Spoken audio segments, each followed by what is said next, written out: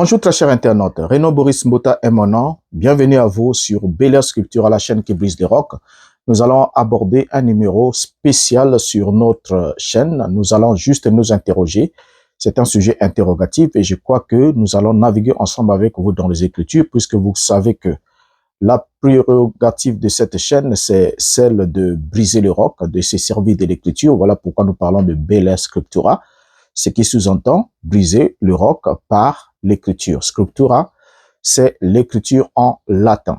Alors, maintenant ici, nous allons parler d'un sujet. Le sujet que nous allons aborder ensemble avec vous, nous allons nous poser la question de savoir qui sont les autres dieux dans la Bible.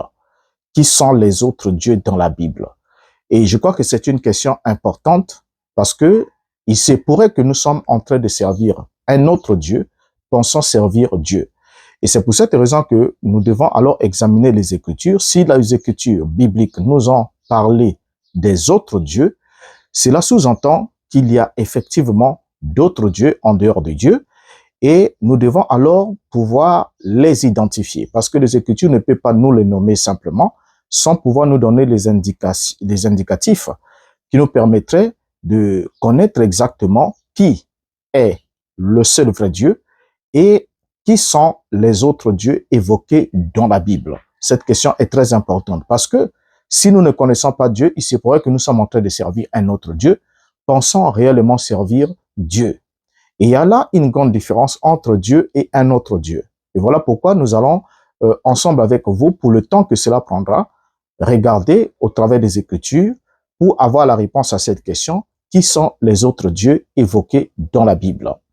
Alors, pour commencer, nous allons faire appel à Moïse. Puisque nous sommes en train de parler des Écritures, nous devons alors voir quel est le témoignage que les Écritures rendent de ces personnages et quels sont les témoignages que les Écritures nous donnent au sujet de caractéristiques de Dieu, au sujet de sa nature, au sujet de son être et de tout ce qu'il est, afin que nous puissions parvenir à la connaissance de ces derniers et qu'on puisse faire la distinction entre lui et les autres dieux. Parce que la connaissance de Dieu, c'est celle qui nous emmènerait à ne pas se méprendre sur son identité. Si aujourd'hui nous avons beaucoup de questions et beaucoup de débats par-ci par-là autour de la divinité, c'est parce que la question de la connaissance de Dieu est la grande question qui pose réellement de sérieux problèmes dans l'esprit de beaucoup d'entre nous. Alors maintenant ici, nous allons prendre d'abord le psaume chapitre 103, le verset 7. Ce passage nous dit ce qui suit, je lis dans la version du second, il est dit « Il a manifesté ses voies à Moïse, ses œuvres aux enfants d'Israël. » Parlons ici de Jéhovah Elohim. On nous dit qu'il a manifesté ses voies à Moïse, ses œuvres aux enfants d'Israël. Et quand nous prenons la version synodale, le même passage nous est rendu comme suite. Il a révélé ses desseins à Moïse et il a montré sa puissance aux enfants d'Israël. Et dans la version, la Bible français courant, il nous est dit, il a fait connaître ses projets à Moïse, ses exploits au peuple d'Israël. Et enfin, dans la Bible, voilà, et ici dans la Bible en français courant, il nous est dit, donc avant nous avons lu dans Nouvelle Bible français courant, maintenant là c'est dans la Bible en français courant, il est dit, il a fait connaître ses plans à Moïse et ses exploits au peuple d'Israël. Alors, qu'est-ce que nous constatons? Nous constatons que il y a, c'est la même traduction, c'est pratiquement au fait le même verset qui est traduit. Il a manifesté ses voies à Moïse, il a révélé ses desseins à Moïse, il a fait connaître ses projets à Moïse, il a fait connaître ses plans à Moïse. Alors, donc on voit par là que la Bible nous mentionne bien ici que c'est par Moïse que Dieu a fait connaître ses plans, il a fait connaître ses projets, il a fait connaître ses desseins, il a manifesté ses voies. Donc, si nous voulons connaître les desseins de Dieu, si nous voulons connaître les voies de Dieu, nous devons alors interroger Moïse. Et Moïse nous parlera de Dieu, exactement ce qu'il est, qui il est, qu'est-ce qu'il a fait, quelle est sa nature, afin que nous puissions l'identifier. Alors, dans la Bible, nous lisons au sujet de Moïse. Pourquoi est-ce que nous interpellons Moïse? Parce que Moïse, comme nous le savons déjà, il était en Égypte et il est né d'une famille égyptienne, il est né d'une famille juive. Ensuite, il a été adopté par la fille du pharaon et il a grandi dans le palais royal. Nous connaissons l'histoire de Moïse. Mais ce qui nous intéresse, c'est que dans Hébreux chapitre 11, le verset 27, la Bible nous dit, c'est par la foi qu'il quitta l'Égypte sans craindre la fureur du roi, comme s'il voyait l'invisible étant ferme. Donc on voit bien ici dans ce passage que la foi que Moïse avait eue, donc c'est par la foi que Moïse a quitté l'Égypte. Et si Moïse n'a pas craint la fureur du roi, c'est parce que Moïse voyait l'invisible. Et ce qui l'a permis de tenir ferme. Donc la foi est une vision de l'invisible. Or, l'invisible, c'est Dieu. C'est pour cette raison que l'apôtre Paul pouvait identifier Dieu en ces mots dans 1 Timothée chapitre 1, verset 17. Au roi des siècles, immortel, invisible, seul Dieu, soit honneur et gloire au siècle des siècles. Amen. Et dans la version Le Sémer, nous lisons le même passage, il est dit, au roi éternel, immortel, invisible, au seul Dieu, soit honneur et gloire pour l'éternité. Amen. Et enfin, dans Société Bible, dans la Bible Parole de vie, il est dit que tout le monde honore Dieu et lui rende gloire pour toujours. Il est le roi qui vit sans fin, qui ne meurt pas, que personne ne voit, le Dieu unique. Amen. Alors maintenant ici, lorsque nous voyons Moïse, nous pouvons alors nous poser une question au sujet de Moïse. Qu'est-ce que Moïse a dit au sujet de Dieu? Puisque ce qui a donné la force et la conviction à Moïse pour pouvoir ne pas craindre l'ordre de Pharaon, c'est le fait que Moïse est ferme, comme celui qui voyait l'invisible. Donc Moïse avait une vision à longue portée, une vision qui allait au-delà de la perception naturelle des choses. Il ne regardait pas la réalité présente, mais il regardait au-delà de ce qui est visible, au-delà de son environnement. Alors Moïse regardait, et Moïse voyait l'invisible. Mais qu'est-ce que Moïse nous a rapporté? Parce que Moïse qui voit, Moïse doit aussi avoir une bouche pour nous affirmer, nous dire, nous rendre ce qu'il a vu. Nous savons très bien que Moïse était un grand prophète. Moïse était celui qui est venu avec la Torah. Le don de la Torah est venu par Moïse. Alors Moïse va faire une prière. Et quel est le contenu de la prière de Moïse? Nous allons prendre le psaume 90, le verset 2. La Bible nous dit, avant que les montagnes soient nées, avant que tu aies créé la terre et le monde, d'éternité en éternité, tu es Dieu. C'est ce que Moïse est en train de déclarer ici dans la prière, s'adressant au Créateur. Il lui dit qu'avant que les montagnes soient nées, avant que tu aies créé la terre et le monde, d'éternité en éternité, tu es Dieu. Or, cette déclaration de Moïse montre que Dieu n'a pas de commencement. Il n'a pas eu de commencement et qu'il a toujours existé. Nous sommes tout à fait d'accord. Il a toujours existé. Et d'après cette description que Moïse fait ici, l'existence de Dieu s'étend donc dans deux directions. Vers le futur, Yehovah Elohim est celui qui vit à jamais. Selon l'Apocalypse chapitre 4, le verset 10, où nous lisons ce qui suit dans la Bible Hostie et Trinquet, la Bible nous dit, les 24 vieillards tomberont devant celui qui est assis sur le trône et ils se prosterneront devant celui qui vit pour l'éternité d'éternité.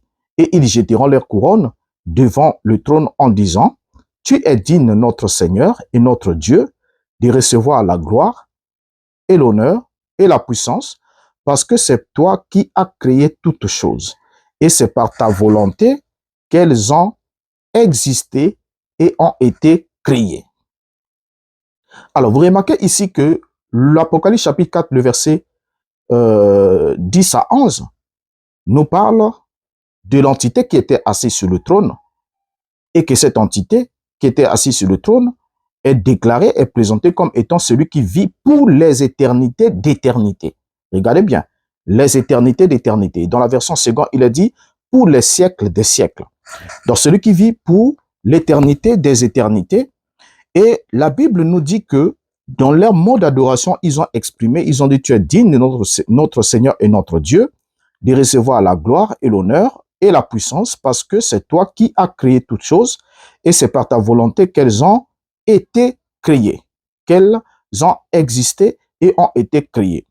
Or, déjà ici, on voit bien par ces passages que l'existence donc de Dieu s'étend vers le futur éternel, vers le passé. Dieu n'a pas été créé et n'est pas non plus venu à l'existence.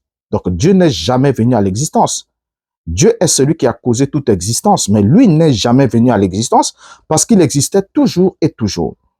Et au lieu de cela, l'existence de Dieu, alors, n'étant pas une existence qui a un début, donc l'existence de Dieu va alors tendre vers un passé infini, tout comme vers un futur infini. Et la plupart d'entre nous avons quelquefois du mal à concevoir les idées abstraites.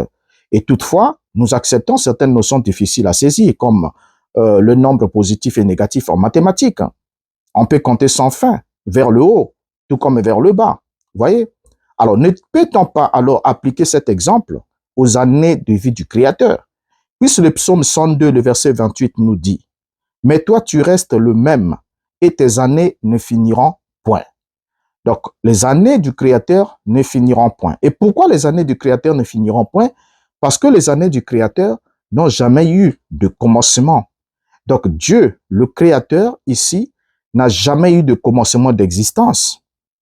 Vous voyez, il n'y a jamais eu de commencement d'existence. Il a toujours existé. Alors, ce qui convient alors pour nous de voir, comme dit Timothée chapitre 1, le verset 17, il convient dès lors que Dieu soit le seul qui puisse porter le titre de roi d'éternité, comme nous l'avons lu dans 1 Timothée chapitre 1, verset 17, le roi d'éternité ou le roi éternel. Alors, songeons un peu ensemble avec vous. Nous savons tous que le Seigneur Jésus-Christ, notre Seigneur Jésus-Christ, y compris les anges et les myriades des êtres célestes, ont eu un commencement d'existence, ainsi que les êtres humains. Et tout ce qui existe a eu un commencement d'existence parce qu'ils ont tous été créés. Selon Colossiens chapitre 1, le verset 15, et même le verset 16, montre que tout a été créé. Et nous reviendrons dans un passage où nous allons voir tout a été créé par lui et pour lui. Qu'est-ce que signifie par lui et qu'est-ce que signifie pour lui? Alors déjà ici, ce qui est intéressant pour nous, c'est de comprendre que toutes ces entités, que ce soit le Seigneur Jésus-Christ, que ce soit les myriades des anges dans le ciel, y compris les êtres humains, ont tous été créés parce qu'ils ont eu un commencement. Alors ce n'est pas le cas pour Dieu. Ainsi dit, soutenir que Dieu a dû être créé mène à des interrogations sans fin et inutiles pour savoir qui est le créateur de Dieu. Si Dieu a eu un commencement d'existence, ça veut dire que Dieu a été créé. Et si Dieu a été créé, donc Dieu a un Dieu. Et en ce moment-là, on doit se poser la question de savoir qui est le créateur de Dieu. Or, vous êtes d'avis avec moi que Dieu n'a pas de créateur parce qu'il est le créateur. Il y a une différence entre le verbe être et le verbe avoir. Posséder et être, c'est deux choses totalement différentes. Dieu est le créateur, mais Dieu n'a pas de créateur. Ce qui fait que Dieu ne puisse pas avoir de Dieu. Dieu ne peut pas de sa propre bouche ou de la bouche de Dieu sortir une expression qui ferait que ce dernier puisse nommer quelqu'un d'autre mon Dieu ou mon créateur. Parce que le terme mon Dieu signifie celui à qui je dois l'existence et dont je dois être soumis à titre de reconnaissance. Donc, déjà ici, quand on regarde le psaume 90, le verset 2, la Bible nous dit que seul Elohim existe d'éternité en éternité. Comme Moïse nous a dit, d'éternité en éternité, tu es Dieu. Donc, d'éternité en éternité, il est Dieu, ce qui sous-entend qu'il n'a pas de commencement d'existence. Il existe d'une existence non causée. Mais par contre, les autres entités, le reste, existent d'une existence causée. Donc, tout ce qui a une origine, a un début, un commencement d'existence, a une autre nature que la nature du Dieu créateur. C'est ainsi que lorsque nous prenons Jude chapitre 1er, le verset 25, la Bible nous dit « À Dieu seul notre Sauveur, par Jésus-Christ notre Seigneur, soit gloire, majesté, pouvoir et autorité, dès avant tous les temps, maintenant et pour tous les temps. Amen. » Remarquez bien ici que Jude ici parle de Dieu, donc il dit à Dieu seul notre Sauveur, par, complément d'agent, donc par, proposition par, Jésus-Christ, donc tout ce que nous attribuons à Dieu passe au travers ou par Jésus-Christ, notre Seigneur, soit gloire, majesté, pouvoir et autorité dès avant tous les temps, maintenant et pour tous les temps. Amen. Regardez, avant tous les temps, Dieu était Dieu, n'est-ce pas? Et maintenant, pendant qu'il écrivait en train d'écrire, donc Dieu est Dieu, donc Dieu, le seul Dieu. Et ensuite, pour tous les temps, regardez, il y a là les trois éléments de temps. Il y a le passé, donc avant le temps, il y a le maintenant, le présent, et il y a le tous les temps, le futur. Alors, n'oublions pas que lorsqu'on parle de la notion d'existence éternelle de Dieu, cette déclaration ne doit pas juste être pris comme un fait anodin. Mais pourtant, nous pouvons avoir la confiance absolue dans ce que la Bible enseigne à ce sujet. Qu'est-ce que la Bible nous enseigne au sujet des dieux? N'oublions pas que notre sujet, c'est qui sont les autres dieux de la Bible. Alors, nous commençons déjà par introduire pour montrer qu'il y a une entité, un seul, qui est le Créateur par nature, mais qui, lui, existe d'une existence non causée, qui n'a pas eu de commencement d'existence, et dont les jours ne finiront point. Alors, par la suite, lorsque nous appelons Yeshua, notre Seigneur, dans sa prière sacerdotale, il va faire une déclaration qui va nous interpeller. Et cette déclaration, c'est laquelle? Jean 17, verset 17, il prie en disant, « Sanctifie-les par ta vérité, ta parole est la vérité. » Il s'adresse à Dieu qu'il appelle Père au début de cette prière. Alors, il dit, « Sanctifie-les par ta vérité, ta parole est la vérité. » Or, lesquels doivent être sanctifiés par la vérité, qui est la parole de Dieu? C'est ceux qui ont la connaissance du seul vrai Dieu. C'est d'abord que le Père lui a donné afin qu'il leur accorde la vie éternelle, selon Jean 17, verset 1er à 2. Et cette vie éternelle a été définie par Yeshua lui-même. Or, la vie éternelle est qu'ils te connaissent, toi, le seul vrai Dieu, et celui que tu as envoyé, Yeshua HaMashiach. Voyez? Et il descend progressivement jusqu'à montrer qu'il a donné aux disciples la parole qu'il a reçue du Père, et les disciples les ont reçus, et ils ont cru que Dieu avait envoyé Yeshua. Et alors, par conséquent, Yeshua descend au verset 17 pour dire, « Sanctifie-les par ta vérité, ta parole est la vérité. » Or, la question qu'on doit se poser, d'abord, premièrement, qu'est-ce que la vérité? Dans le prétoire de Pilate, Yeshua dit, dans Jean chapitre 18, le verset 37, la Bible nous dit quoi? Pilate lui dit, « Tu es donc roi? » Jésus répondit, « Tu le dis, je suis roi. Je suis né et je suis venu dans le monde pour rendre témoignage à la vérité. Quiconque est de la vérité écoute ma voix. » Regardez bien ici la réponse de Yeshua à la question que Pilate lui a posée. Pilate lui a posé la question de savoir s'il était roi. Et la réponse de Yeshua, c'est laquelle? Il dit, il affirme, il répond par l'affirmatif. Tu le dis, je suis roi. Et ensuite, qu'est-ce qu'il dit? Je suis né et je suis venu dans le monde pour rendre témoignage à la vérité. Alors, la question qu'on doit se poser, entre la naissance de Yeshua et sa venue dans le monde, est-ce la même chose? Est-ce qu'il a fait une tautologie? Ou bien il nous parle de deux éléments différents? Je suis né et je suis venu dans le monde pour rendre témoignage à la vérité. Or, la logique voudrait qu'il soit venu dans le monde et ensuite qu'il naisse. Au fait, qu'il soit venu dans le monde par la naissance. Mais Yeshua dit, je suis né et je suis venu dans le monde pour rendre témoignage à la vérité. Quiconque est de la vérité écoute ma voix. En disant je suis né, Yeshua affirme qu'il a eu un commencement d'existence. Et Pilate posa alors la question suivante. Jean chapitre 18, le verset 38. Pilate lui dit, qu'est-ce que la vérité? Et après avoir dit cela, il sortit de nouveau pour aller vers les Juifs et il leur dit, je ne trouve aucun crime en lui. C'est la question que nombreux ne se sont jamais posée, bien qu'ils clament tous être en train d'écouter la vérité, mais nombreux sont ceux qui ne se posent jamais la question de savoir qu'est-ce que la vérité. Pilate avait posé cette question, mais il n'avait pas attendu la réponse. Et ensuite, après avoir posé la question, il n'a pas attendu la réponse, il est parti. Or, nombreux aussi aujourd'hui, lorsqu'on pose la question de savoir qu'est-ce que la vérité, ils sont nombreux qui ne savent pas exactement ce que c'est la vérité. Mais pourtant, ils sont nombreux à clamer qu'ils sont en train d'écouter la parole de la vérité. Voilà, donc ils affirment toujours, c'est un grand nombre de ceux qui ne savent pas exactement et qui n'ont jamais aussi écouté la parole de la vérité, puisqu'ils ne savent pas ce que c'est la vérité. Comment pouvez-vous dire que vous avez déjà écouté la vérité lorsque vous n'avez pas la définition même de la vérité. Vous ne savez pas exactement ce que c'est la vérité. Est-ce que la vérité, c'est parce que c'est dit dans votre assemblée, dans votre tabernacle, dans votre église, dans votre temple, par le prédicateur Dieu de la chair? Est-ce que c'est la vérité parce que ce dernier a ouvert un passage biblique et a interprété ce passage en faisant beaucoup de théories et avec beaucoup de mimes et tout? Est-ce que c'est la vérité parce qu'il y a eu beaucoup d'émotions qui ont été générées par le culte, par la prédication? Mais qu'est-ce que réellement la vérité?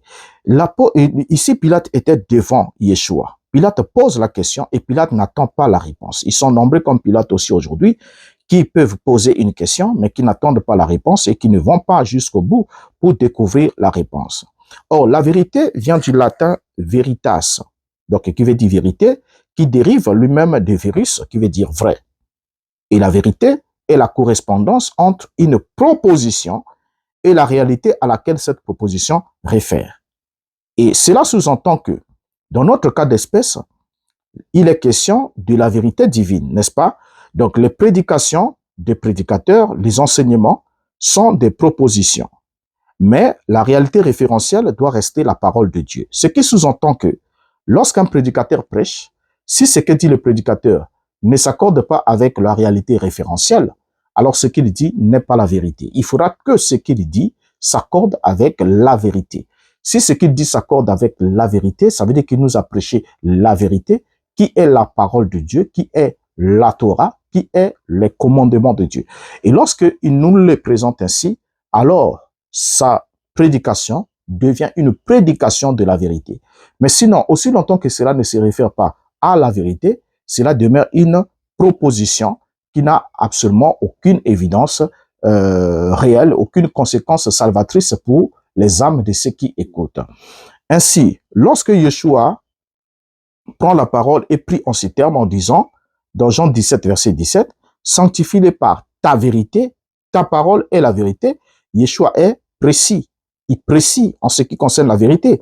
Alors, quelle est cette parole de Dieu qui est la vérité? Le psaume 119, le verset 142 nous dit, « Ta justice est une justice éternelle et ta loi est la vérité. » Et dans la version Shuraki, il nous est dit, « Ta justification est justice de pérennité, ta Torah, vérité. » Donc, on voit ici que le mot traduit par la loi, c'est le même mot traduit par la Torah. Donc, en d'autres termes, la loi, c'est la Torah. Et quand on parle de la Torah, on parle de Pentateuque, donc les 5 premiers livres de la Bible, y compris aussi le psaume, les livres historiques et les prophètes.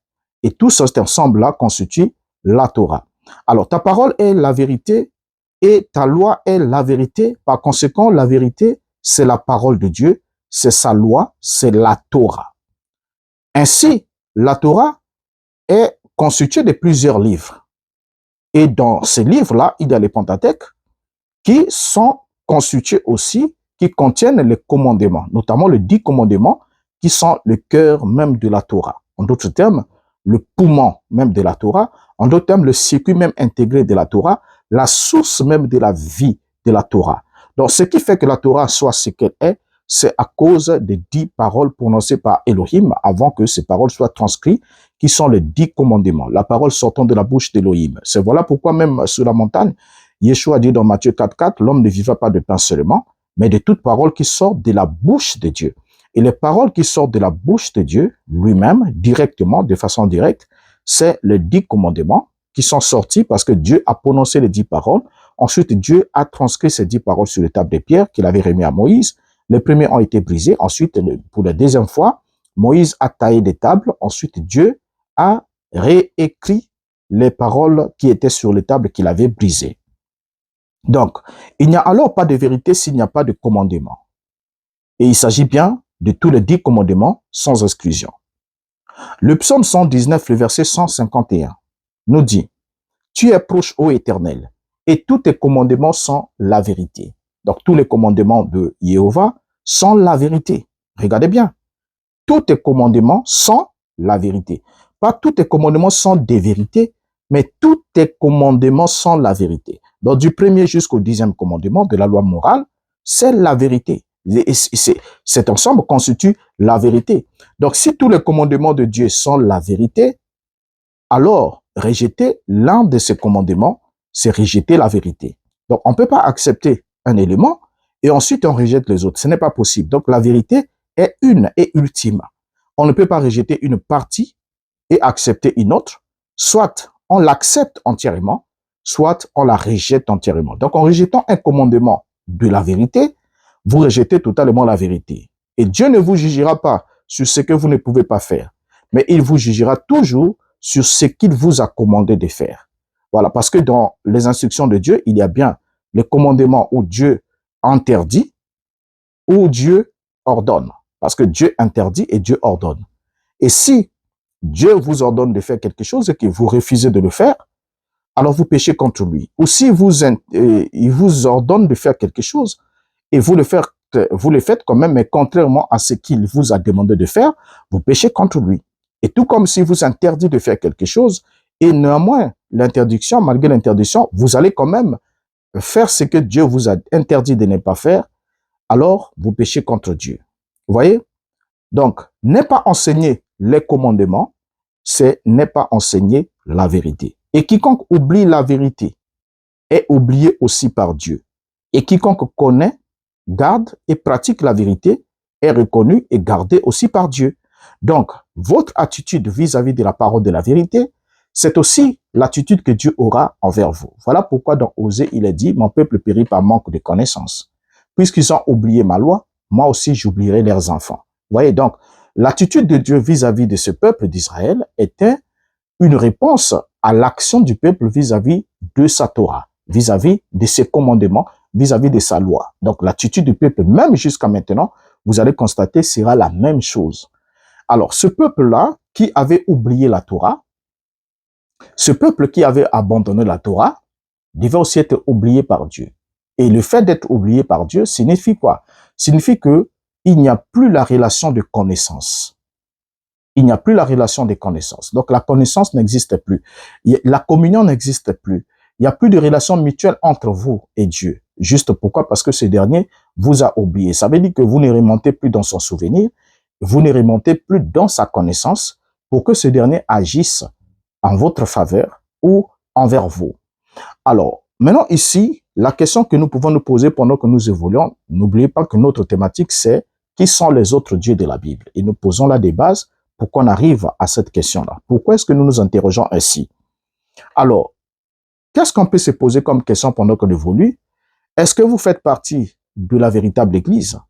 Êtes-vous membre de la véritable Église du Seigneur? Et faites-vous partie réellement de cette Église qui est l'appui et la colonne de la vérité? L'appui et la colonne de la vérité. Vous savez, quand on parle de l'appui, c'est le fondement, c'est le socle sur lequel se tient la vérité. Et la colonne permet de soutenir, voyez, de soutenir l'édifice et de soutenir en quelque sorte l'architecture d'un bâtiment. Alors, si vous faites partie de la véritable Église, vous faites alors partie de celle qui est l'appui et la colonne de la vérité. Donc, en d'autres termes, l'appui et la colonne des commandements. Alors, n'oublions pas que lorsque vous écoutez la parole, si vous n'avez jamais écouté la parole de la vérité et que vous n'avez jamais mis cette parole en pratique, je vous rappelle qu'il y a 2 versets dans la Bible qui doivent vous interpeller. Dans l'Apocalypse chapitre 12, le verset 17 et le chapitre 14, le verset 12. Qu'est-ce que nous constatons? Et le dragon fut irrité contre la femme et il s'en alla faire la guerre au reste de sa postérité, à ceux qui gardent les commandements de Dieu et qui ont le témoignage de Jésus. Verset 12 de Apocalypse 14. C'est ici la persévérance des saints qui gardent les commandements de Dieu et la foi en Jésus. Qu'est-ce que nous constatons dans ces 2 versets? Dans le premier, nous constatons que le dragon fut très irrité contre la femme et s'en alla faire la guerre au reste de sa postérité, à ceux qui gardent les commandements de Dieu et qui ont le témoignage de Jésus. Regardez bien, ils gardent quoi? Les commandements de Dieu et ils ont quoi? Le témoignage de Jésus. Vous voyez déjà que dans le verset 17, il y a une distinction. Il y a le commandement de Dieu qui sont mis en contraste avec le témoignage de Jésus. Vous voyez? Alors, ensuite, au verset 12 de Apocalypse 14, il est dit, c'est ici la persévérance des saints qui gardent les commandements de Dieu et la foi de Jésus. Donc, vous ne pouvez pas être un saint persévérant si vous n'êtes pas le gardien des commandements de Dieu et si vous ne gardez pas la foi en Jésus. Donc, il y a le commandement de Dieu qui sont mis en contraste, en parallélisme, en parallèle avec la foi de Jésus. Alors, la question qu'on peut se poser, êtes-vous du côté de ceux qui gardent les commandements de Dieu et qui ont la foi de Jésus? Ou faites-vous partie de ceux qui transgressent le commandement de Dieu et qui, par conséquent, livrent une bataille acharnée contre ceux qui gardent, qui pratiquent et qui ont la foi en Jésus? N'oublions pas que la définition standard du péché, c'est la transgression de la loi. 1 Jean, chapitre 3, le verset 4. Quiconque prêche transgresse la loi et le péché est la transgression de la loi. Alors, venons-en maintenant à la question de notre thématique. Après avoir posé ce long introduction qui nous permet déjà de baliser la voie pour savoir exactement où est-ce que nous sommes en train d'aller, nous allons alors prendre 1 Corinthiens chapitre 8, le verset 5, avec l'apôtre Paul. Paul nous dit, « Car s'il est des êtres qui sont appelés Dieu, soit dans le ciel, soit sur la terre, comme il existe réellement plusieurs dieux et plusieurs seigneurs. » Alors, dans ce passage ici de l'apôtre Paul, nous voyons déjà qu'il fait mention qu'il existe des êtres qui sont appelés Dieu, soit dans le ciel, soit sur la terre. Donc, dans les deux domaines, le ciel comme sur la terre, il existe des êtres qui sont appelés Dieu. Et l'apôtre continue, dit, comme il existe réellement plusieurs dieux et plusieurs seigneurs. Ici, l'apôtre Paul nous montre qu'il y a des êtres qui sont appelés Dieu, que ce soit dans le ciel comme sur la terre. Or, nombreux sont ceux qui se disent, non, il n'y a pas des êtres qui sont appelés Dieu. Les dieux, ça n'existe pas sur la terre ou dans le ciel, il n'y a pas des êtres qui sont appelés Dieu. Mais pourtant, l'apôtre dit qu'il existe des êtres qui sont appelés Dieu, soit dans le ciel. Donc au ciel, il y a des êtres qui sont appelés Dieu, des êtres qui sont appelés Dieu, soit sur la terre. Donc sur la terre, il y a aussi des êtres qui sont appelés Dieu. Et l'apôtre dit, comme il existe réellement plusieurs dieux et plusieurs seigneurs. Alors, des êtres qui sont appelés Dieu. Or, le premier commandement, qui est le premier commandement de la vérité, la porte d'entrée à la vérité, la porte d'accès à la vérité, commence par le tout premier commandement. Le tout premier commandement nous dit ce qui suit. Exode chapitre 20, le verset 3. Tu n'auras pas d'autre Dieu devant ma face. Or, nous sommes là devant un constat. La Bible affirme qu'il existe bel et bien plusieurs dieux. Paul l'a dit.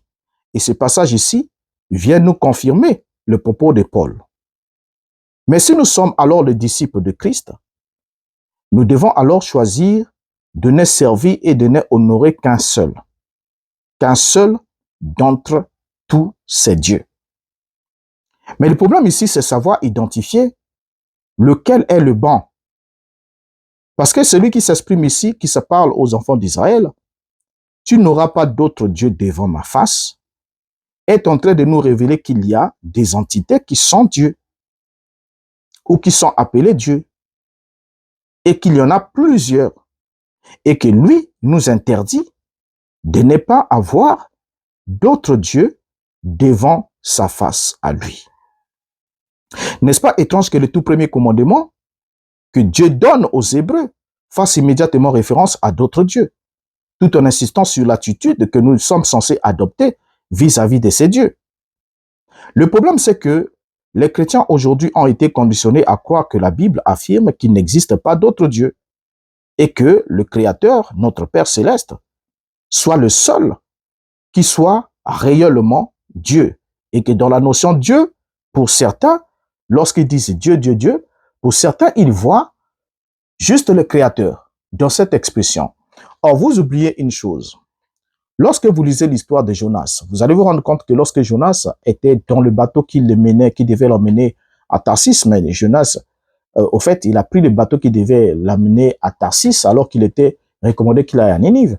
Lorsque Dieu a fait déchaîner le vent de la mer et que le passager ont jeté tous les marchandises par-dessus bord, et malgré ça, la tempête ne s'était pas calmée, lorsqu'ils sont allés vers Jonas, ils ont dit, pourquoi est-ce que tu dors? Alors que Jonas dormait paisiblement, alors que c'est lui qui était même la cause de ce qui arrivait à ces navires. Mais il est allé pour lui s'endormir au fond de la cale. Mais qu'est-ce que on avait demandé à Jonas? On dit, réveille-toi et invoque ton Dieu. Peut-être qu'il nous écoutera, parce que les autres avaient déjà évoqué leur divinité. Et ils se sont dit que c'est sûrement le Dieu de la mer, puisque c'était la plupart des idolâtres qui adoraient les divinités des grandes eaux. Alors ils se sont dit que c'est sûrement le Dieu de la mer qui sont fâchés contre nous parce que nous n'avons pas peut-être fait des offrandes ou des sacrifices. Alors ils ont sacrifié toute leur cargaison, ils ont tout jeté par-dessus bord. Mais malgré ça, ça n'a pas calmé la tempête. Alors ils ont demandé que chacun invoque son Dieu. À Jonas aussi d'invoquer le sien. Et c'est là où que Jonas a compris, il leur a donné la solution, que c'est de moi qu'il s'agit. Jetez-moi par-dessus bord. Alors vous allez voir que vous aurez la paix. Et c'est comme ça que le peuple a pris Jonas, l'a jeté par-dessus bord, et tout en priant, c'est Dieu là pour lui dire de ne pas leur tenir rigueur parce que ils sont en train de faire exactement ce qu'il leur a demandé de faire. Et le problème, c'était lui. Donc, au lieu de jeter la marchandise à par-dessus bord, il fallait évacuer celui qui attirait cette colère, ce jugement divin. Alors donc, vous voyez que chaque peuple avait Dieu. Dans le concept Dieu, c'est un concept vide. Le mot Dieu, c'est un concept vide que vous allez le découvrir pendant que nous évoluons, puisque nous voulons connaître qui sont les autres dieux de la Bible. Parce que peut-être que nous aussi, nous sommes en train de servir un Dieu qui ne l'est pas par sa nature. Et alors, ça nous permettra de nous réveiller et de revoir un peu notre position. Mais non, lorsque nous évoluons ici, on va se rendre compte que la Bible ne nous signifie pas qu'il y a un seul Dieu comme tel, que l'entité ou l'expression Dieu soit l'expression unique à l'entité créateur.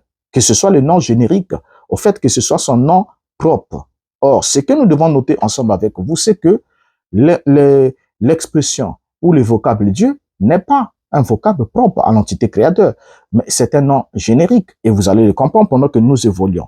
Donc, bien au contraire, lorsque nous regardons ici dans notre Bible, on se rend bien compte que il y a d'autres dieux, et s'il n'y avait pas d'autres dieux, en dehors de notre Père Céleste, Dieu n'aurait pas donné cette instruction aux enfants d'Israël comme quoi ils n'étaient pas censés avoir d'autres dieux devant sa face. Donc Dieu lui-même signifie à ses enfants, dans ce commandement, il est en train de leur rappeler que je ne suis pas le seul qui soit Dieu. Je ne suis pas le seul qui soit Dieu. Bien que je suis votre Dieu à vous, mais je ne veux pas que, en dehors de moi, vous puissiez avoir un autre Dieu. Et Dieu ne pouvait pas leur interdire de ne pas avoir ce qui n'existait pas. Voilà pourquoi Paul dit plus loin, il existe réellement plusieurs dieux. Donc Paul admettait l'existence de plusieurs dieux, n'est-ce pas? Mais ne tolérait la vénération que d'un seul, qui était le Père. Voilà. Donc, c'est ce point-là d'abord qui est très important pendant que nous évoluons, très important. Donc, on voit bien ici que le tout premier commandement nous ordonne de ne pas avoir un autre Dieu devant la face de Dieu. Or, ce commandement-là serait vide et sans substance s'il n'existait pas des êtres qui sont appelés Dieu ou qui sont réellement Dieu. S'ils n'existaient pas, alors ce commandement serait un commandement vide. Parce que Dieu nous aurait interdit de ne pas avoir ce qui n'existe pas, ce que nous ne pouvons pas avoir. Vous voyez que ça n'aurait pas de sens. Voilà. Alors, donc, cet ordre de Dieu implique qu'il y a effectivement d'autres entités qui sont des dieux et que nous pouvons être tentés de nous approcher de ces derniers. Vous voyez? Ou même encore de les placer en compétition avec notre Père Céleste. Et c'est pour cette raison que il nous déconseille cela. Et dans 1 Corinthiens chapitre 8, le verset 6, l'apôtre Paul continue en disant, « Néanmoins, pour nous, il n'y a qu'un seul Dieu, le Père, de qui viennent toutes choses, et pour qui nous sommes, et un seul Seigneur Jésus-Christ, par qui sont toutes choses, et par qui nous sommes. » J'aime cette formulation, ce verset, c'est un verset très riche qui nous permettra de revenir là autant de fois que possible. Mais en ce qui nous concerne pour le moment, on voit dans ces versets que malgré que Paul admet qu'il existe plusieurs dieux, n'est-ce pas, au verset 5, mais ici Paul ne tolère le service et l'adoration d'un seul. Il reconnaît un seul comme étant vrai, comme étant authentique. Il dit, néanmoins pour nous est mis pour qui? Voyez, nous est mis pour qui? Nous est mis ici pour ceux qui ont été appelés, qui ont été sanctifiés, qui ont été mis à part, qui ont été sauvés, qui sont parvenus à la connaissance de la vérité, qui ont reçu la parole de la vérité. Et cette parole qui les a menés à la connaissance du seul vrai Dieu, qui est le Père, et de son Fils, qu'il a envoyé, Jésus-Christ. Donc c'est là où Paul dit, néanmoins pour nous, il n'y a qu'un seul Dieu. Donc en dehors de nous, qui faisons partie de cette classe, de ceux qui ont été mis à part, sanctifiés par la parole de la vérité, il est pour les autres. Il y a plusieurs dieux. Il y a plusieurs êtres qui sont appelés Dieu. Et plusieurs qui sont appelés Dieu comme au ciel, comme sur la terre. Voilà. Donc, il y en a certains aujourd'hui qui ont leur Dieu sur la terre, d'autres ont leur Dieu au ciel. Mais malgré que leur Dieu est au ciel, ça peut aussi être un autre Dieu. Parce qu'au ciel, il y a des êtres qui sont appelés Dieu. Donc, quand vous dites Dieu, Dieu, Dieu, Dieu, on ne sait pas exactement de qui est-ce que vous vous adressez. Mais or ici, lorsque l'apôtre Paul parle de nous et parle du fait que il n'y a qu'un seul Dieu. Ce seul Dieu, c'est le Père. Au fait, Paul ici présente le Père comme étant celui de qui viennent toutes choses et pour qui nous sommes. Remarquez bien, lorsque Paul dit Dieu le Père, de qui viennent toutes choses, il présente non seulement la qualité de Dieu, mais aussi sa nature et son attribut. Il dit que Dieu est qui? Père.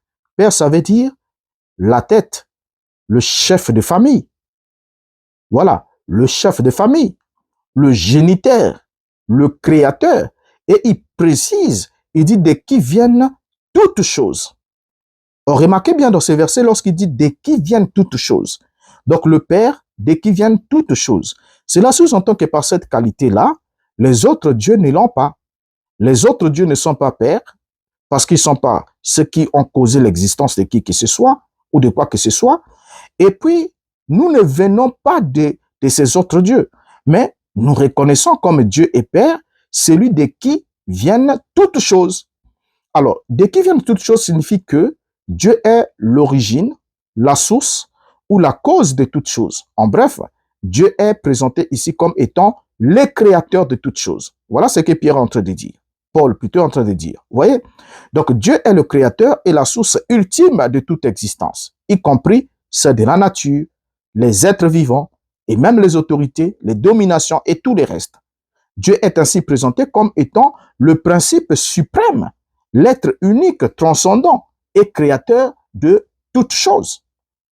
Alors, lorsqu'il dit encore pour qui nous sommes, donc de qui viennent toutes choses et pour qui nous sommes, l'expression pour qui nous sommes fait ici référence au fait que les croyants appartiennent à Dieu le Père, de qui vient toute chose et par qui tout existe.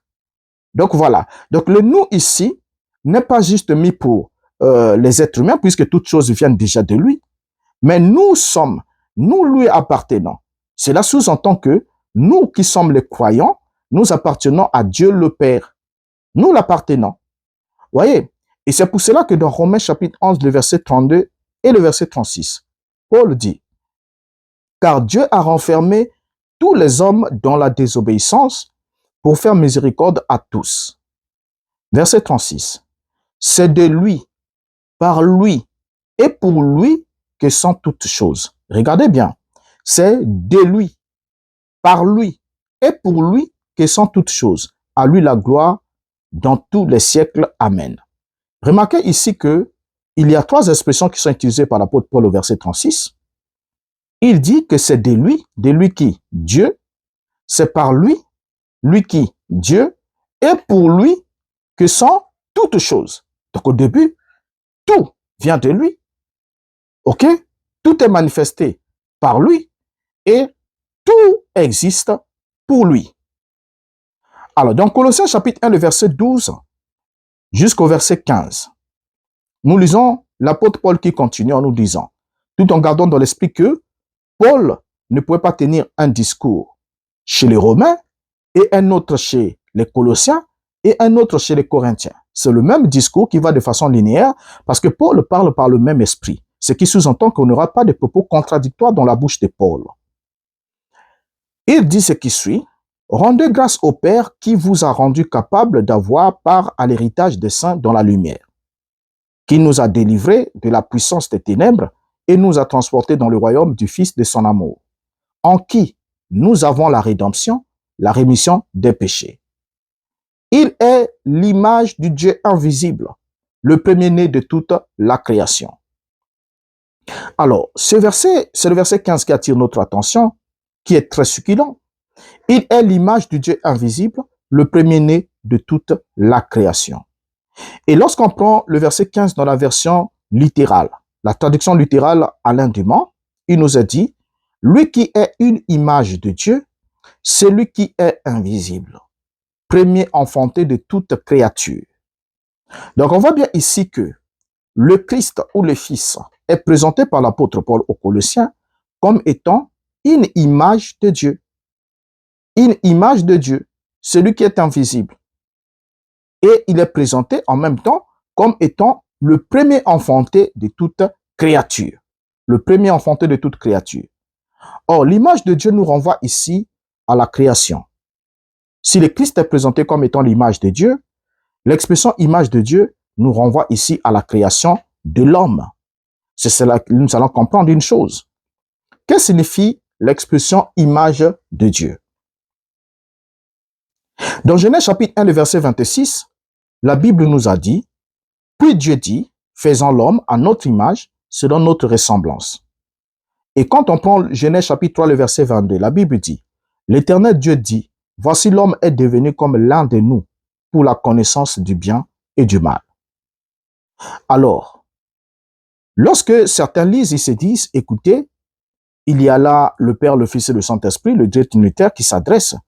On ne sait pas qui s'adresse aux autres. Est-ce que c'est le Père qui s'adresse aux autres? Est-ce que c'est le Fils qui s'adresse au Père et au Saint-Esprit? Est-ce que c'est le Saint-Esprit qui s'adresse au Père et au Fils? En bref, les Trinitaires ne savent plus exactement sur quel pied danser. Parce que le passage dit tout le contraire de ce qu'ils ont voulu lire dans ce passage. Il s'agit ici pas de Dieu qui est en train de monologuer ou de s'adresser à lui-même, parce qu'il utilise le pronom personnel au pluriel, il utilise l'adjectif au pluriel. Donc il s'agit d'une entité unique qui s'adresse à un groupe. Ce n'est pas le Père qui s'adresse au Fils et au Saint-Esprit, mais c'est une entité qui s'adresse à un groupe. Pourquoi? Dieu, déjà notons ensemble avec vous que Dieu, dans l'expression Père, le Père est le chef d'une famille. Donc ici, là, lorsque Dieu dit « faisons l'homme à notre image et selon notre ressemblance », Dieu s'adresse aux autres membres de sa famille céleste. Les membres de la famille, laquelle qui est venue à l'existence avant la création de l'homme. Donc Dieu s'adresse aux membres de la famille céleste. Et dans le verset 27, la Bible va nous montrer que, malgré que Dieu a utilisé l'expression plurielle pour parler de la création de l'homme, mais lorsque Dieu se met à agir, Dieu agit au singulier. D'où le verset 27 nous dit, Dieu créa l'homme à son image, il les créa à l'image de Dieu, il créa l'homme et la femme. Il n'est pas dit que les dieux créèrent l'homme à son image. Donc les verbes sont au singulier. Les verbes ne sont pas au pluriel. Le verbe créer est au singulier, en hébreu, autant que dans n'importe quelle langue, au singulier. Dieu créa l'homme à son image. Il le créa à l'image de Dieu. Il créa l'homme et la femme. Donc on voit bien ici que Dieu est le seul à avoir créé, et tous les verbes déjà de ce passage sont au singulier. Les autres membres du conseil céleste ne participent pas à la création. Ils ne font qu'observer comme ils l'ont fait pour le reste de la création, puisque nous découvrons déjà dans Job chapitre 38, le verset 4 et le verset 7, la Bible nous dit, « Où étais-tu quand je fondais la terre ?» Le verset 7, la Bible ajoute, « Alors que les étoiles du matin éclataient en chants d'allégresse et que tous les fils de Dieu poussaient des cris de joie. » Donc déjà ici, le passage ici, l'interrogation ici de Dieu à Job, Dieu est en train de révéler à Job que avant que je pose les fondations de la terre, j'avais déjà créé d'autres entités, que la terre n'est pas ma première création. Je ne suis pas ma première création. Voilà. Donc, j'ai d'abord créé d'autres entités. Et la Bible dit, les étoiles du matin éclataient en chants d'allégresse et tous les fils de Dieu poussaient des cris de joie. Alors, lorsque déjà on parle de fils de Dieu, on est déjà dans la notion d'une famille. Parce que le mot fils fait partie de la notion de la famille. Parce que dans la famille est constituée de parents et des enfants. Voilà. Donc, quand nous avons le parent et les enfants, nous avons une famille. Donc, déjà, le fait qu'il y ait les fils de Dieu avant la fondation du monde, cela sous-entend qu'il y avait déjà une famille céleste. Donc, on peut alors se demander, dans Genèse 1, le verset 26 et le verset 27, le langage que Dieu utilise pour le pluriel. Vous voyez? Et lorsque Dieu utilise ce langage, Dieu ainsi nous emmène à comprendre ce que signifie réellement le terme image. Lorsqu'il dit « faisons l'homme à notre image ». Voilà ce qui est très intéressant, c'est que les hommes et les femmes sont inclus dans le port de l'image divine de manière égale. Ce qui sous-entend que le port de l'image divine est ce qui distingue l'homme du reste de la création terrestre. C'est-à-dire les plantes, les animaux et tous les autres êtres célestes. Vous voyez, tous les autres êtres qui sont non célestes. Pourquoi? Parce que quand nous prenons notre Bible, nous voyons que Dieu a d'abord créé les êtres célestes. Et comment est-ce que Dieu les a créés? Il les a créés à son image. Et voilà pourquoi quand il vient pour créer les êtres terrestres, l'homme, il s'adresse aux autres. Il dit, faisons l'homme à notre image. Mais lorsqu'il agit, il agit au singulier. Donc, le pluriel dans les récits de la création, au sujet de l'être humain, ne signifie pas que les autres êtres ont participé. Toute la famille a participé à la création de l'homme. Non. Mais signifie simplement que les êtres humains partagent quelque chose de commun avec les êtres célestes lorsqu'il s'agit du port d'image. Donc, que ce soit les êtres humains, que ce soit les êtres célestes, ils ont quelque chose qu'ils partagent en commun. Et cette chose qu'ils partagent en commun, c'est le port de l'image de Dieu. Alors, il y a quelque chose de particulier dans le port de l'image de Dieu qui rend l'homme, en quelque sorte, semblable à Dieu d'une certaine manière. Et rien ne suggère que l'image a été conférée de manière partielle. Soit on est créé pour porter l'image de Dieu, soit on ne l'est pas. Alors, la vraie signification de l'image de Dieu, c'est laquelle? L'image ici n'est pas une capacité que nous manifestons, mais c'est plutôt un statut que nous possédons. La statue image que nous possédons. C'est comme le fait que nous sommes appelés fils de Dieu. Vous allez remarquer que le premier homme porteur d'image de Dieu, Adam, a été appelé comment? Fils de Dieu. Il a été appelé fils de Dieu autant que les autres entités qui existaient déjà et qui étaient là pendant que Dieu était en train de poser le fondement de la terre. Où la Bible dit, les fils de Dieu poussaient des cris de joie. Vous voyez?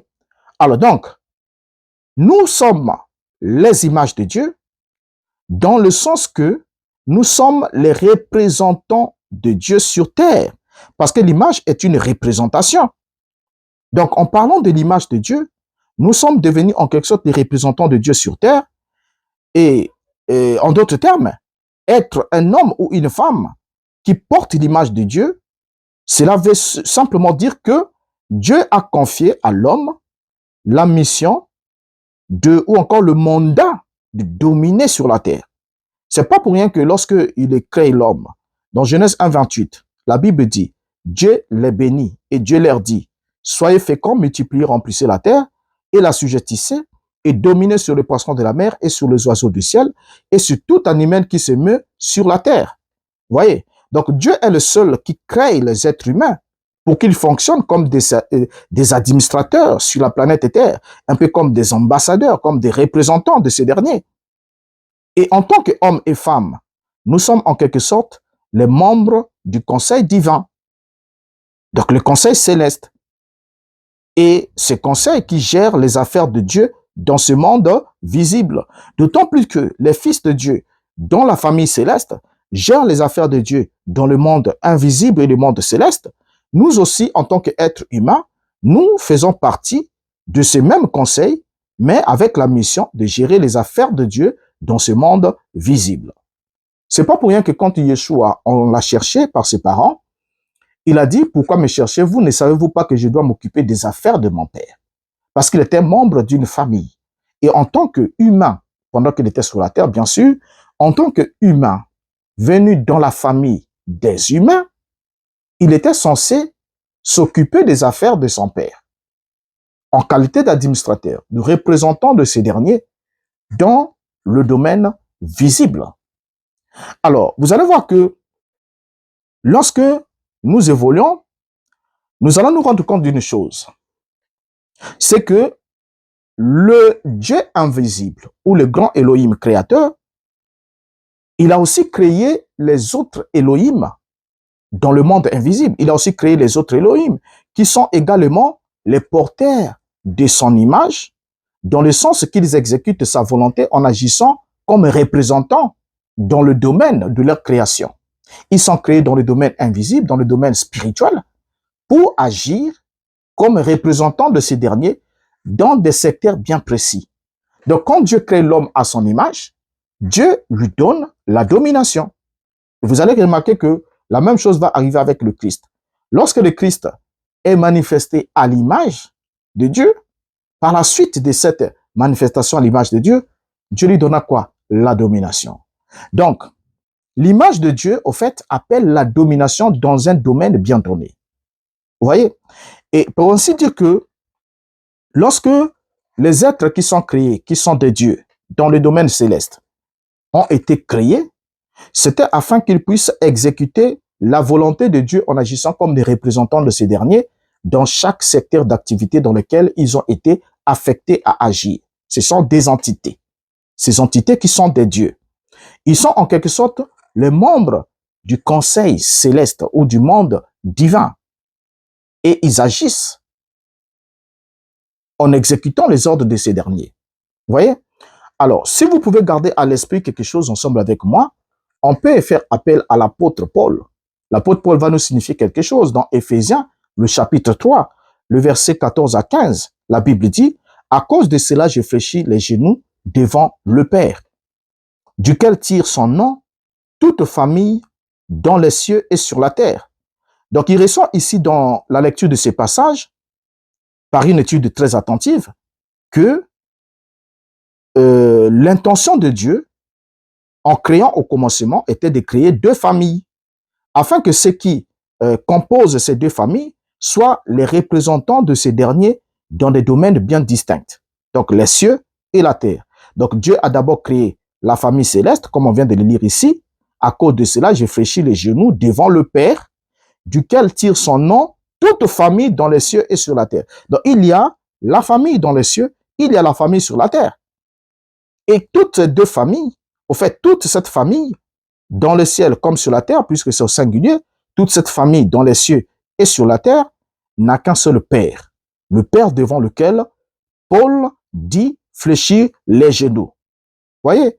Alors, donc on voit ici par conséquent que le pluriel de la Genèse nous informe qu'il y a juste deux familles, les humains et les non-humains, soit les êtres spirituels, qui partagent tous les statuts d'image, bien que leur sphère d'existence soit différente. C'est à partir de cette vérité que Deutéronome chapitre 4, le verset 19, va alors prendre tout son sens lorsque la Bible dit « Veille sur ton âme, de peur que, levant les yeux vers le ciel et voyant les étoiles, la lune et les étoiles, voyant le soleil, la lune et les étoiles, et toute l'armée des cieux, tu ne sois entraîné à te prosterner en leur présence et à leur rendre un culte. » Eh bien, vous venez ensemble de comprendre avec moi que ce passage ici était une interdiction indéniable à tout acte d'idolâtrie.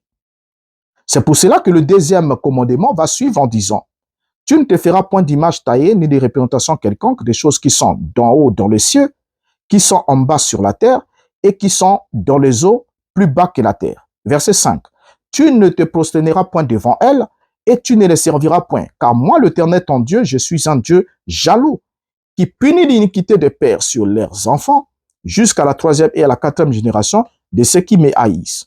Remarquez ici que le mot iniquité ici, c'est le même mot qu'on retrouve dans Matthieu chapitre 7, le verset 22, le verset 23, où la Bible dit, le Seigneur dit, ce ne sont pas ceux qui me disent Seigneur, Seigneur qui entreront tous, mais c'est celui-là seul qui fait la volonté de mon Père qui est dans les cieux. Plusieurs viendront ce jour-là et me diront, Seigneur, Seigneur, n'avons-nous pas guéri les malades en ton nom? N'avons-nous pas prophétisé en ton nom? N'avons-nous pas fait beaucoup de miracles en ton nom? Il dit, je leur dirai ouvertement, éloignez-vous de moi car je ne vous ai jamais connu, ouvriers de l'iniquité. Pourquoi ces gens étaient ouvriers de l'iniquité? C'est parce que ils appelaient Jésus Seigneur, Seigneur, mais ne faisaient pas la volonté de son Père qui est dans les cieux. Et cette volonté de son Père est exprimée dans les commandements. Et parmi ces commandements, il y a l'interdiction, non seulement d'avoir un autre Dieu, mais il y a l'interdiction de se faire des images taillées, de se faire des représentations quelconques, des choses qui sont en haut dans les cieux, parce que la représentation peut être physique, la représentation peut aussi être mentale. Donc, qui sont en bas sur la terre et qui sont dans les os plus bas que la terre. Tu ne te prosterneras point devant elles et tu ne les serviras point. Car moi, l'Éternel ton Dieu, je suis un Dieu jaloux qui punit l'iniquité des pères sur les enfants jusqu'à la troisième et à la quatrième génération de ceux qui me haïssent. Alors, la question qu'on peut se poser, savons-nous pourquoi Dieu interdit l'idolâtrie dans la Bible? Est-ce que nous savons quelle en est la véritable raison? C'est juste parce qu'il ne veut pas que les enfants de la famille humaine adorent les enfants de la famille céleste. Voilà, parce qu'ils ont tous le même père. Donc Dieu ne veut pas que les enfants de la famille humaine adorent les enfants de la famille céleste. Souvenons-nous de ce qui est écrit dans Apocalypse chapitre 19, le verset 9 à 10, où nous avons Jean dans l'île de Patmos. La Bible dit quoi? Apocalypse 19, verset 9 à 10. Et l'ange me dit, heureux ceux qui sont appelés au festin des noces de l'agneau. Et il me dit, ces paroles sont les véritables paroles de Dieu. Verset 10. Et j'ai tombé à ses pieds pour l'adorer. Mais il me dit, garde-toi de le faire. Je suis ton compagnon de service et celui de tes frères qui ont le témoignage de Jésus, adore Dieu. Remarquez bien ici ensemble avec moi que l'ange a parlé de Dieu, l'ange a parlé de Jésus, mais quand Jean a voulu adorer l'ange, véritable ange, se présente comme étant le compagnon de service de celui-ci et de ses frères qui ont le témoignage de Jésus. Et il recommande à Jean d'adorer qui? Dieu. Il aurait pu simplement dire adore Jésus, mais il dit adore Dieu. Donc l'ange auquel l'apôtre Jean était confronté l'empêche de commettre le péché d'idolâtrie. C'est quand même incroyable que le grand apôtre Jean ait été tenté d'adorer cet ange, n'est-ce pas? Et je crois que c'est parce qu'il a été exposé à une telle gloire angélique qu'il en est arrivé à oublier l'exhortation de Deutéronome 4, 19. Mais malheureusement, cet ange n'était pas un ange déchu, mais un ange céleste qui reconnaissait en Jean un compagnon de service comme lui. Et il nous reste maintenant à déterminer quel était le rôle exact de chaque constituant du conseil céleste, ce qui entourait Dieu dans son conseil. Alors donc, notons ensemble que être créé à l'image de Dieu signifie que Dieu nous a donné la responsabilité d'être ses représentants dans le monde, ainsi que d'être les gardiens de sa création. C'est ça, être créé à l'image de Dieu. C'est ainsi que Genèse 1, 26 indique que Dieu a créé l'humanité à son image pour que les humains dominent le reste de la création. Et être créé ainsi à l'image de Dieu signifie avant tout être le gardien de toute la création. Et le verset 27 précise, de Genèse 1, 27, précise que lorsque Dieu a créé l'humanité à son image, Dieu l'a créé homme et femme. Étant créé à l'image de Dieu, cela signifie que par la suite, nous sommes créés pour vivre en relation. Lorsque la Bible précise l'homme et la femme, c'est pour montrer que nous sommes créés pour vivre en relation. Et ainsi, Genèse 1, verset 26 dit que Dieu a créé l'humanité pour être à la ressemblance de Dieu, pour vivre dans la vie morale de Dieu. Et être créé à l'image de Dieu signifie, en troisième lieu et dernier lieu, que nous sommes destinés à être en relation avec Dieu et à vivre conformément à ses valeurs. Ainsi, être à l'image de Dieu ne signifie pas être la personne de Dieu. Être à l'image de Dieu signifie être libre d'obéir à Dieu dans les secteurs d'activité qu'il vous a assignés. Voilà pourquoi l'apôtre Paul présente Yeshua comme étant l'image du Dieu invisible. Or, lorsqu'on parle de l'image du Dieu invisible, vous allez vous rendre compte ensemble avec moi que s'il y avait la possibilité de projeter l'ombre, je suis l'objet et lorsque je contraste la lumière frappe l'objet, vous allez voir qu'il y a l'ombre qui sera projetée sur un support. Vous voyez, l'ombre n'est pas moi. L'ombre est une image qui est projetée. C'est une projection de mon être. Et vous allez voir que l'ombre n'a pas de volonté propre à accomplir. Et chaque fois que je fais le mouvement de la main, l'ombre aussi bouge. Parce que c'est moi qui génère le mouvement. C'est ainsi ce que fait l'image. L'image est l'exécutant de la volonté divine. C'est pas pour rien que Yeshua, pendant qu'il était dans la période de la passion, dit, Père, si c'est possible que tu éloignes cette coupe de moi. Mais à la fin, il dit que ma volonté ne soit pas faite, mais que ta volonté soit faite. Ce qui sous-entend qu'en tant qu'image, il ne peut pas exécuter sa propre volonté. Il ne peut faire que la volonté de celui qui l'a envoyé. Et c'est pour cette raison que il se présente ainsi de cette manière-là. Et lorsque nous parlons de la notion de père, puisque l'apôtre Paul nous a dit que toutes les familles sur la terre, comme dans le ciel, tirent leur nom du seul Père, n'est-ce pas? Et nous notons ensemble que quand on prend Larousse, par exemple, Larousse nous définit la famille comme étant un ensemble formé par les parents, l'un ou les deux, et les enfants. Voilà ce que Larousse nous donne comme définition de la famille. Donc la famille est un ensemble formé par les parents, qui sont les géniteurs, donc la source, l'origine, la cause, et ensuite des enfants. Vous voyez? Alors, lorsque la Bible nous parle de la famille des dieux, la famille dans les cieux, la Bible implique que Dieu est le Père, et ce Dieu qui est le Père a aussi des fils. Quand la Bible parle de la famille sur la terre, cela implique que Dieu en est le Père, et ce Père a des fils. C'est pour cette raison que quand on relit Colossiens 1, verset 15, dans la traduction Alain Dimon, il est dit, lui qui est l'image de Dieu, celui qui est invisible, premier enfanté de toute créature. On voit bien ici que le Christ est présenté par l'apôtre Paul comme étant le premier enfanté de toute créature. Et d'autres versions disent par le premier-né. Et certains ont voulu torpiller cela pour dire non, premier-né signifie seulement qu'il avait la prééminence, il a été choisi. Oui, mais pour qu'il soit premier-né, vous savez déjà, la notion même de premier-né, quand Dieu dit à Israël, Israël est mon premier-né, ou bien dit à Ephraïm, Ephraïm est mon premier-né, cela sous-entend qu'il fait l'objet d'un choix au milieu d'autres entités qui lui étaient semblables. Voilà, il fait l'objet d'un choix. Donc, il est l'élu.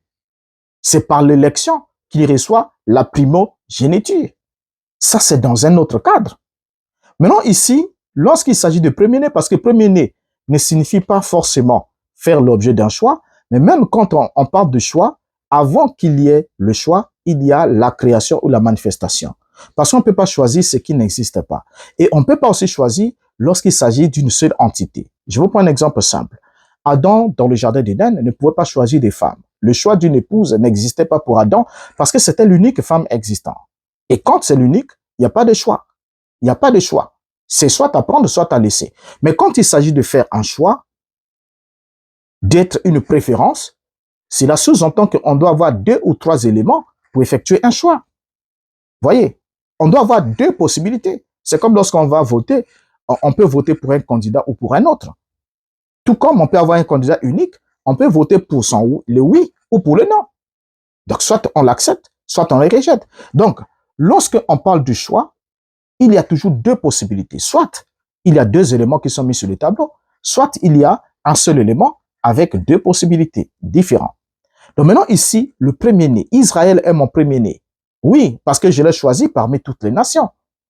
Donc ça veut dire qu'il y avait d'autres nations, mais Dieu a porté son regard vers cette nation. Et il y avait plusieurs fils de Jacob, mais Dieu porte le regard sur Ephraïm. Vous voyez? Donc ça ne veut rien dire de contraire. Maintenant, pour que Yeshua soit le premier-né, l'apôtre Paul dit, Et la traduction littérale ici, j'aime la précision, qui rend cela par le premier enfanté de toute créature. Le premier enfanté de toute créature. Donc, avant qu'il y ait n'importe quelle autre créature, le tout premier acte créateur de Dieu était d'enfanter le Christ. Il a enfanté le Fils. Ensuite, pas lui seul. Après avoir enfanté le Fils, il a enfanté ensuite les autres aussi. Et c'est comme ça qu'il va faire l'objet du choix. Vous voyez, ton Dieu t'a oint, par privilège, au-dessus de tes égaux. Parce que pour qu'il soit un, par privilège au-dessus de ses égaux, il fallait qu'il y ait des égaux. Voilà. Donc, il va faire l'objet d'un choix. Et vous allez remarquer ensemble avec moi que les fils de Dieu existaient déjà avant la création du monde. Et si ces fils existaient avant la création du monde, ces fils n'ont pas une existence éternelle. Ces fils ont eu un commencement d'existence. Et le premier-né de ces fils est celui qui va devenir le Mashiach. Mais alors, nous allons aller avec vous sur le point de chuter, parce qu'il est important qu'on découvre quels sont les autres dieux de la Bible. Parce qu'il peut arriver que nous servions un autre. Et n'oublions pas que le principe de Dieu, il ne veut pas que un membre de sa famille terrestre puisse adorer un membre de la famille céleste. L'adoration est réservée au Père, qui est la source qui a causé l'existence de ceux qui sont dans le ciel comme ceux qui sont sur la terre. Et cela est très important pendant que nous évoluons. Vous voyez? Et lorsque nous prenons le proverbe 22, le proverbe 8 et le verset 22 au verset 25, qu'est-ce que la Bible nous parle de cette entité qui a existé, qui a été le premier enfanté de toute créature? Parce qu'on peut le retrouver là-bas. Ce que Paul dit ici, n'oubliez pas que chez les disciples de Bérée, tout ce que Paul disait devait être examiné à la lumière des Écritures pour voir si ce qu'il disait était l'exacte vérité. Donc, si cela correspondait exactement à la vérité. Et la vérité de la déclaration de Paul ici, dans Colossiens chapitre 1, verset 15, c'est que Paul ici parle de l'entité de Proverbe 22, de Proverbe 8, verset 22, qui dit, la Bible dit, « L'Éternel m'a créé la première de ses œuvres, avant ses œuvres les plus anciennes. J'ai été établi depuis l'éternité, dès le commencement, avant l'origine de la terre. Je fus enfanté quand il n'y avait point d'abîme, point de sources chargées d'eau. Avant que le monde, les montagnes soient affermies, avant que les collines existent, je fus enfanté. » Vous voyez bien ici, l'expression être créé avant toute chose met l'accent sur la priorité qui confère la primogéniture à la sagesse. La sagesse qui n'est rien d'autre que la sagesse de Dieu qui a été incarné, qui est devenu le Mashiach. Souvenons-nous que le texte hébreu dit lui-même littéralement, lorsque le commandement dit « Tu n'auras pas d'autre Dieu devant ma face », le texte dit « Tu n'auras pas d'autres Elohim différents ». En fait, littéralement, il a dit « Tu n'auras pas des Elohim différents contre moi ». Voilà ce que le texte dit de façon littérale. Tu n'auras pas d'autre Dieu devant ma face. Sous-entend, tu n'auras pas d'Elohim différent de moi. Alors donc, lorsque Yeshua est présenté par l'apôtre Paul comme étant l'image du Dieu invisible, Yeshua n'est pas présenté comme étant le Dieu invisible. Et remarquez que Yeshua aussi, l'apôtre Paul, j'aime ce passage-là aussi, cette formulation qui est très éloquente. Quand Paul parle, Paul ne dit pas que le Christ était l'image du Dieu invisible. Parce que certains ont dit, écoutez, puisque Dieu est invisible, et l'image, c'est la représentation physique, c'est-à-dire le Fils, celui qui marchait là en Galilée, était l'image. Mais Paul aurait utilisé le passé composé pour dire qu'il était l'image. Puisque pendant que Paul est en train d'écrire cet épître, Jésus n'est plus marchant sur la terre. Jésus n'est plus en train de marcher sur la terre, mais il est déjà au ciel. Mais Paul utilise le présent de l'indicatif pour montrer que l'action est en cours pendant que je suis en train d'écrire. Il est l'image du Dieu invisible. L'image du Dieu invisible. Donc, ça veut dire qu'il est le représentant du Dieu invisible, celui qui a reçu l'autorité et la domination afin d'exercer la volonté de Dieu dans un domaine bien précis. Alors, donc, en d'autres termes, lorsque nous retournons dans la question des autres dieux, on va chuter maintenant pour le toucher du doigt pour quelques petites minutes. Lorsque nous retournons sur la question des autres dieux, nous devons nous souvenir que lorsque Elohim dit tu n'auras pas d'autre Dieu devant ma face. Dans les termes hébraïques et les textes littéral hébraïques, il est dit, tu n'auras pas des Elohim différents de moi. Autre Elohim signifie simplement d'Elohim différents de moi. Voilà, tu n'en auras pas. Parce que la question est importante. Tu n'auras pas d'autres Elohim différents de moi. En d'autres termes, d'autres dieux existent. On doit bien garder ça dans notre esprit. D'autres dieux existent. Vous voyez? Mais nous devons nous garder d'élever n'importe quel Dieu au rang du Dieu créateur. Parce qu'il y a un seul créateur. Cette qualité est unique. La nature de Dieu, c'est d'être le créateur. C'est une qualité unique. Donc, cette qualité unique lui confère un statut unique qui fait que lorsque la parole dit que tu n'auras pas d'autre Dieu devant ma face, nous devons alors nous abstenir d'élever n'importe quelle autre entité, bien qu'il soit Dieu, mais qu'on puisse les élever au même rang que notre Père qui est le Créateur, de qui viennent toutes choses. De qui viennent même ces dieux-là. Donc, toutes ces divinités, tous ces dieux viennent des dieux. C'est ainsi que le psaume 96, le verset 4 déclare. Car l'Éternel est grand et très digne de louange, il est redoutable par-dessus tous les dieux. Voyez bien, il est redoutable par-dessus tous les dieux. Cela nous apprend que dans la hiérarchie du monde invisible, il y a des dieux possédant non seulement une existence réelle, mais également une réelle puissance. Mais l'Éternel est bien au-dessus de toutes ces divinités et beaucoup plus puissant que n'importe lesquels de ces dieux. Et une bonne façon de voir les choses, c'est de ne pas oublier que Jéhovah Elohim est le créateur et que tous les autres dieux ne sont que des créatures. Ils existent une existence causée.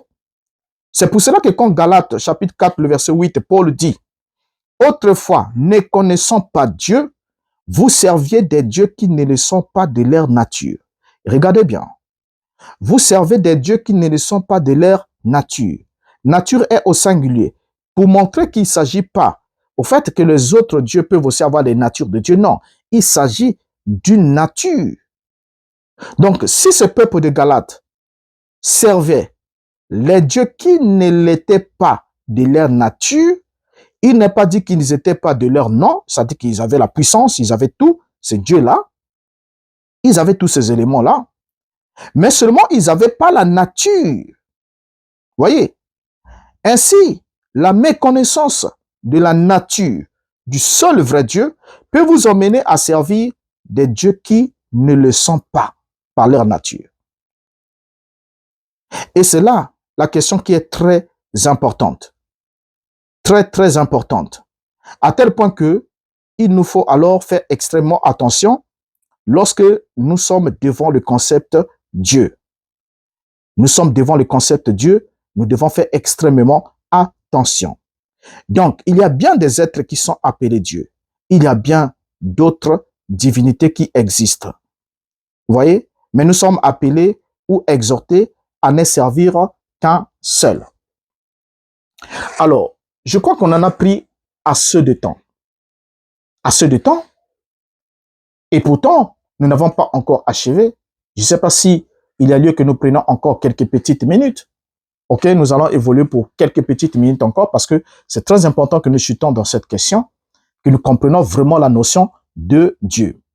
Déjà, avant d'aller plus loin, j'aimerais d'abord qu'on fasse une différence entre le prophète et le voyant. Dans la Bible, le prophète et le voyant, quelle est la différence qu'il y a entre ces deux expressions? Déjà, quand on prend Amos chapitre 3, le verset 7, la Bible nous dit « Car le Seigneur l'Éternel ne fait rien sans avoir révélé son secret à ses serviteurs, les prophètes. » Déjà, on voit ici que dans ce texte ici, on montre que l'action de l'Éternel n'est précédée que par une révélation de son plan, de son dessein ou de son secret à ses serviteurs, les prophètes. Donc Dieu révèle d'abord ce qu'il doit faire, ça veut dire qu'il le communique, il l'expose, il décrète, il délibère et ensuite il agit. Alors, différents textes de la Bible nous permettent de voir comment Dieu interagit avec les autres dieux dans le monde invisible. Ce qui nous rappelle que le monde spirituel est plus complexe et plus diversifié que nous ne le pensons. Et par exemple, lorsque nous regardons dans le psaume 82, le verset 1er, la Bible nous dit, psaume d'Asaph, Dieu se tient dans l'assemblée de Dieu, il y juge au milieu des dieux. Alors, avant de nous plonger dans cet incroyable psaume, prenons un moment pour considérer qui est réellement l'auteur de ce psaume. Et comme vous le voyez, les deux premiers mots nous apprennent que l'auteur de ce psaume, c'est Asaph. Psaume d'Asaph. Qui était Asaph? Une simple recherche dans les Écritures bibliques nous apprend que Asaph était, avec Éman et Éthan, un des trois chefs de la chorale nommé par David dans 1 Chronique, chapitre 15, le verset 19, et aussi dans le chapitre 16, le verset 4 à 5. Mais ce n'est pas tout. La Bible précise aussi la nature réelle de la fonction d'Asaph. 2 Chroniques, chapitre 29, le verset 30 nous dit, « Puis le roi Ézéchias et les chefs dirent aux Lévites de célébrer l'Éternel avec les paroles de David et du prophète Asaph. Et ils les célébrèrent avec des transports de joie, et ils s'inclinèrent et se prosternèrent. » Regardez bien ici que la Bible nous révèle ici que Asaph était aussi prophète. Voilà. Donc, il était aussi prophète. Mais parce qu'il était chantre et prophète, cela signifie que Asaph exerçait en quelque sorte un ministère de psalmiste. Et dans la Bible, un psalmiste, c'est quelqu'un qui composait des chants ou des poésies sous l'inspiration directe du Saint-Esprit. Ce qui signifie que ces chants ne servent pas seulement à des louanges, mais contiennent aussi des révélations divines pour instruire et édifier spirituellement les croyants.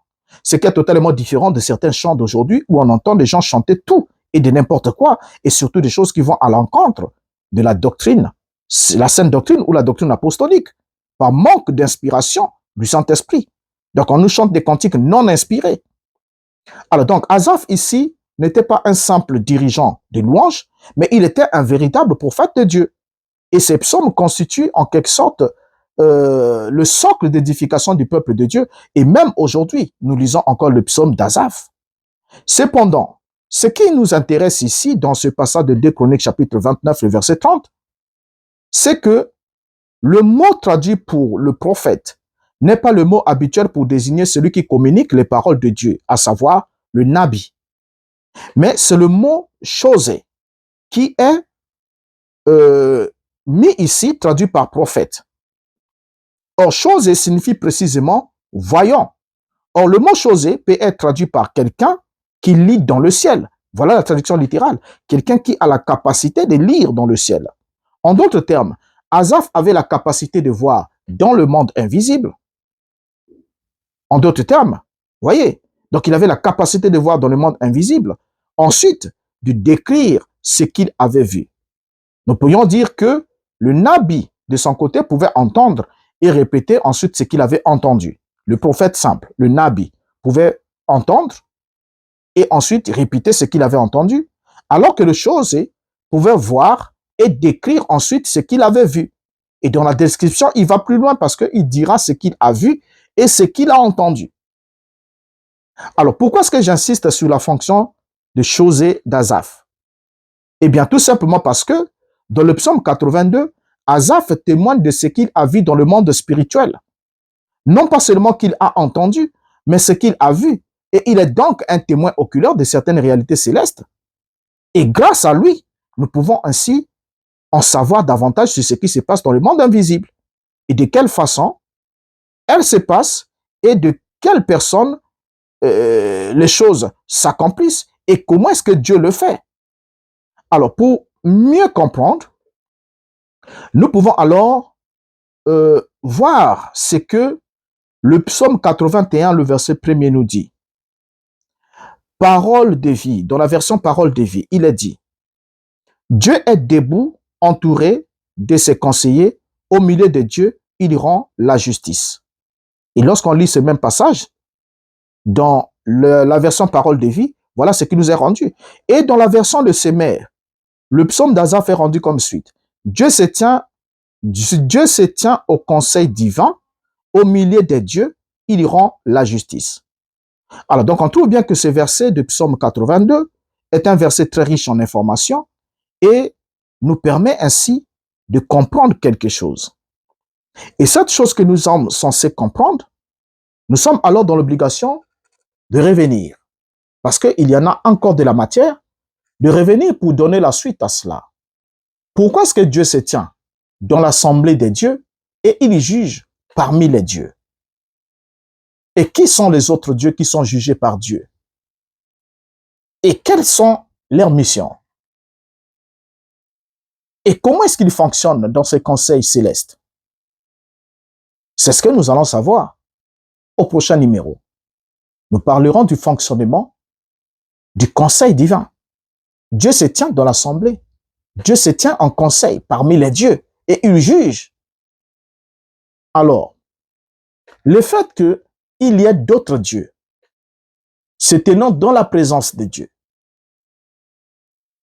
peut alors laisser certains ignorants en confusion parce que vous savez, vous ne pouvez pas avoir la maîtrise des éléments constituant une famille si vous ne faites pas partie de cette famille. On peut vous donner des informations.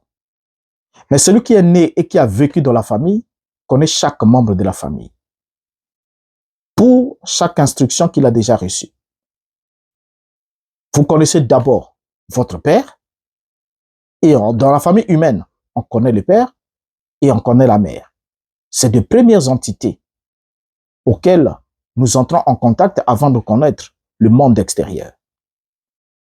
C'est d'abord le père et la mère. C'est les deux. Et c'est pas pour rien que, je ne sais pas si ça se passe comme ça dans toutes les langues, mais quand vous venez, nos bébés à nous ici, par exemple au Congo, en Afrique, bon, dans ma propre famille, hein, mes bébés à moi, en plus de facilité à dire d'abord papa, papa, avant de dire maman, parce que la lettre M est plus lourde que la lettre P. Donc, ils vont déjà commencer à appeler papa, ils vont entrer en connaissance de leur père, parce qu'ils font partie de la famille. Mais ceux qui ne font pas partie de la famille pourront facilement confondre le frère aîné de la famille au chef de la famille. Et c'est ce qui se passe dans beaucoup d'églises et dans beaucoup de systèmes, où le premier-né de la famille est confondu en lieu et place du chef de la famille. Or, notons ensemble que un véritable fils connaît son père. Et le fils qui se méprend sur l'identité de son père, c'est un enfant bâtard. C'est un enfant qui n'a pas la connaissance exacte de son père. Et ça, on ne peut pas le forcer parce que on ne choisit pas un père, mais on est engendré par ce dernier. On ne peut pas le choisir. Aujourd'hui, quelqu'un ne peut pas dire « j'ai choisi un tel comme Dieu et j'ai ce sers comme mon Dieu ». Et ils sont nombreux dans ce monde. Les gens font des choix de leur divinité. Ils peuvent choisir l'archange Michael. D'autres choisissent Marie. D'autres choisissent un tel, un certain prophète. Tout ça là. Ce sont des choix des hommes. C'est un peu comme un homme qui marche dans la rue, qui voit un enfant qui vient s'agripper à ses pieds. Il dit « oh, je te choisis, papa. Désormais, comme tu es un homme, je te choisis comme mon père. Sois mon père. » J'espère que vous allez vous éloigner le plus vite possible. Vous allez comprendre qu'il y a quelque chose qui ne va pas. Mais pourtant, c'est le père qui peut choisir le fils. Un homme peut adopter un enfant qui ne faisait pas partie de sa famille, biologiquement parlant, mais il peut l'adopter, ça veut lui attribuer le rang et le droit du fils. Mais le contraire n'est pas possible. Voilà pourquoi, quand on fait partie de la famille de Dieu, sur la terre, on est appelé à adorer et à fléchir les genoux devant le Père, exclusivement. Et lorsque Paul dit « je fléchis mes genoux devant le Père », remarquez bien, il y a une différence entre fléchir les genoux devant le Père et fléchir les genoux au nom de Jésus-Christ.